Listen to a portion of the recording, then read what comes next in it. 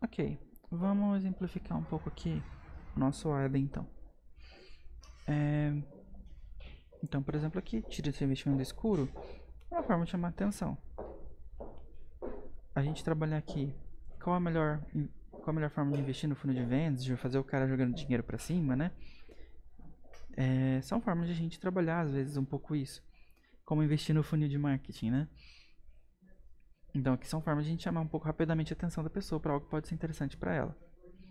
Ok. Depois temos aqui uma forma de gerar interesse, né? E desejo. Então, obviamente aqui eu estou falando do topo, tá? Então é uma cópia de topo. Perceba que eu não estou nem no final, né? Enfim, no final eu nem estou falando de comprar. Mas é interessante que a gente gere interesse sobre o conteúdo, gerando um pouco de curiosidade, explicando um pouco sobre o funil.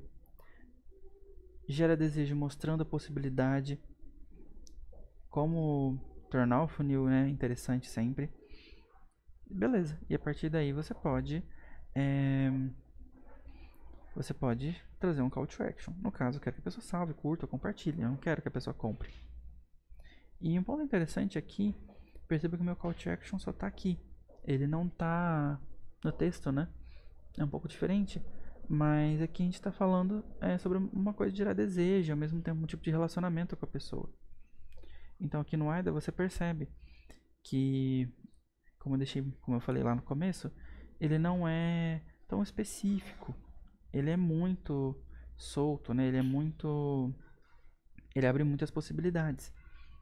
Então, entender um pouco mais sobre esse AIDA, entender que ele é uma estrutura bem versátil e que, óbvio, muitas partes das vezes você vai poder usar o call to action aqui no fim do texto também, ou até aqui, né? Você pode usar o call to action na imagem, podia estar um call to action muito aqui específico, né? Curta, né? Por mais que não ia fazer sentido, né? Mas às vezes é uma imagem só. Você pode transformar o CTA aqui, né? Usar a imagem também para isso. É só importante entender que tem esses elementos, nem sempre estão na estrutura da ordem. A ordem ajuda você a se organizar para fazer, mas ela não é 100% essencial. Ok? E a segunda estrutura que a gente vai conversar agora é sobre storytelling. Então, o storytelling é basicamente uma estrutura de você contar uma história, tá? Então é você contar uma historinha. Você, obviamente, né, falando assim, é uma historinha, né? Vou até puxar aqui um outro slide que não está aqui presente pra gente entender. Mas storytelling é sobre narrativa. É você entender que storytelling é uma arte de você contar histórias. Sempre uma arte de contar histórias. Então, ela é uma narrativa e que nem sempre você precisa trabalhar com era uma vez, tá? E por que storytelling é tão essencial? O storytelling é essencial e ele também é uma cópia um pouco mais básica, porque ele não está tão claro quanto o AIDA, mas ele é uma jornada, tá? O storytelling é uma jornada de público. Então, toda vez, né, na nossa vida, todo momento, todos os dias, filosoficamente falando, a gente vive histórias, né? Então eu vou até puxar também outro aqui que eu devia ter puxado.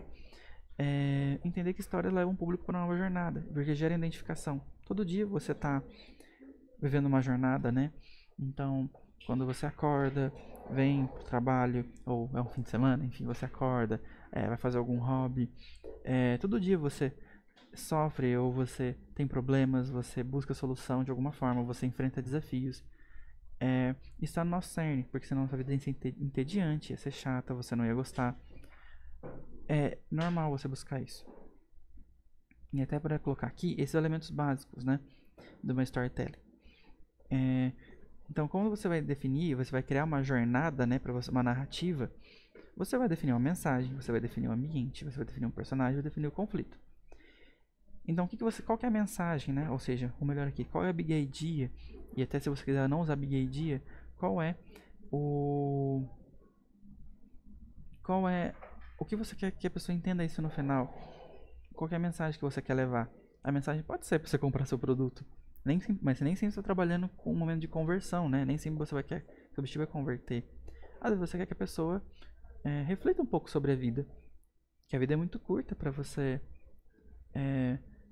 não comprar cortinas, ou melhor, vamos falar no exemplo do melhor das cortinas. A sua mensagem pode ser: dormir cedo é essencial para todo mundo. Todo mundo merece uma boa noite de sono. Você pode trabalhar com essa mensagem. Já o ambiente é onde essa história vai acontecer. Então, beleza. Essa história pode acontecer no quarto da pessoa, né? Porque tá ali, né? Pode acontecer pode acontecer na casa, enfim. Pode ser um ambiente subjetivo. Então, o ambiente também nada impede de ser um momento, né? Então, um momento que você tá muito preocupado com alguma coisa. Esse ainda assim é um ambiente. Já o personagem quem percorre a jornada, né? Então pode ser uma pessoa nova, pode ser uma pessoa que você está ali exemplificando, pode ser a pessoa que está lendo a sua copy, mas ela é sempre a pessoa que vai mover, né? É sempre a pessoa que vai viver nessa história que você está contando, essa narrativa que você está montando aqui pra gente.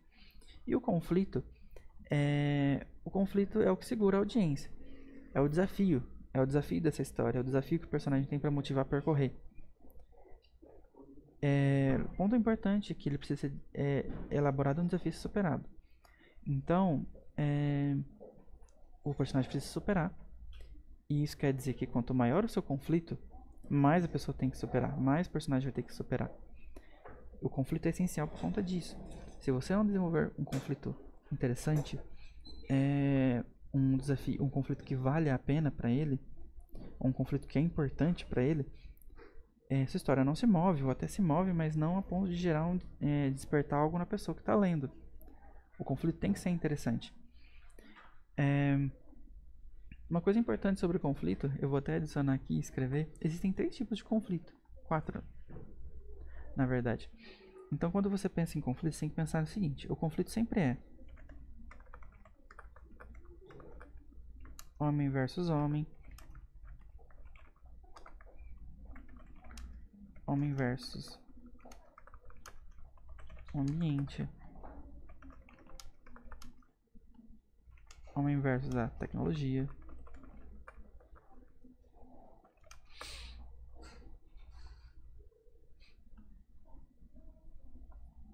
e homem versus ele mesmo. Que é diferente de homem versus homem.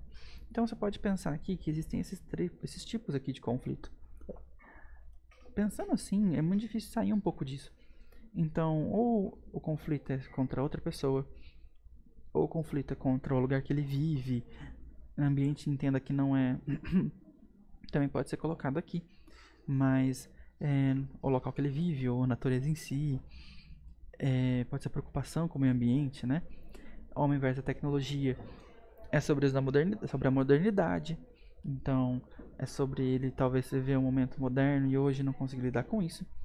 E homem versus ele mesmo muitas vezes a gente viver sobre problemas que a gente mesmo não percebeu. Nossos medos, nossas inseguranças, nossa tristeza. Isso também é conflito. O conflito com ele mesmo é bem essencial. Então, muitas vezes, se você com dificuldade de pensar conflito, ou criar um conflito interessante para você contar, um storytelling, se esse é o seu objetivo, né? Lembra que muitas vezes o conflito não foge muito disso. Acaba sendo um desses 4, tá? Beleza. Aqui a estrutura de storytelling, tá? A jornada do herói é a principal estrutura que existe no storytelling. Não vou entrar a fundo aqui agora sobre cada um. Quem quiser pausa o vídeo aqui para ler os momentos e tal. Mas eu não vou focar nisso agora. Existem 3 passos para simplificar o storytelling, tá? Ou melhor, a gente pode simplificar o storytelling nesses 3 passos. A gente apresenta o mundo, a gente apresenta o personagem, apresenta o contexto, apresenta tudo. A gente cria uma jornada.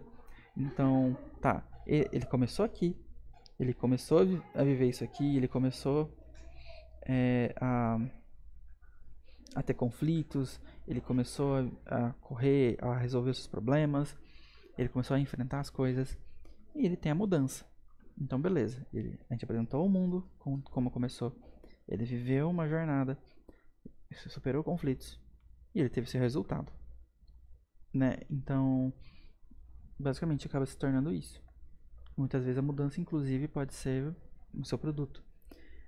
Outro ponto sobre o storytelling, só para adicionar aqui, nem sempre você tem que fazer todos os passos, tá? É importante deixar claro que pode ser que sua apresentação, né, seja no momento que a pessoa já está sofrendo. Então ela já está sofrendo e você está passando por alguma coisa. Ou pode ser que você pode apresentar para a pessoa e você parar no meio da jornada a sua copy. Você pode utilizar a estrutura do storytelling a seu bel prazer e começar por onde precisar.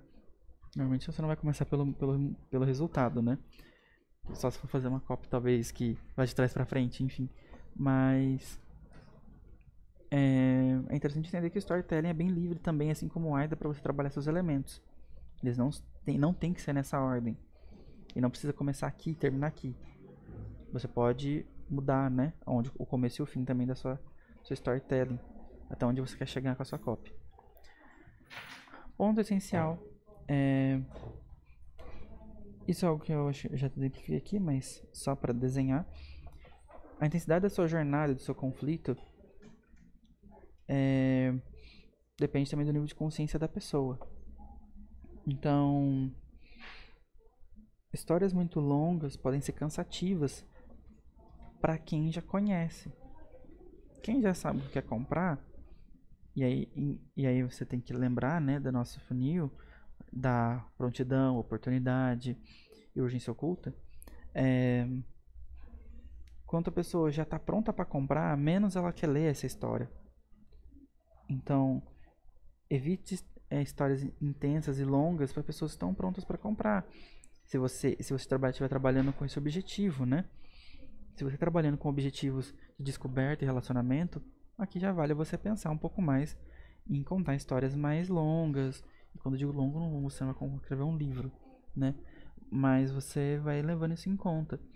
Você saber dosar essa intensidade conforme o usuário, né? Conforme quem você está tentando vender e seu objetivo. Beleza? Então, a partir daqui, a gente vai olhar também estruturas, tá? No próximo a gente vai falar um pouquinho sobre essas estruturas.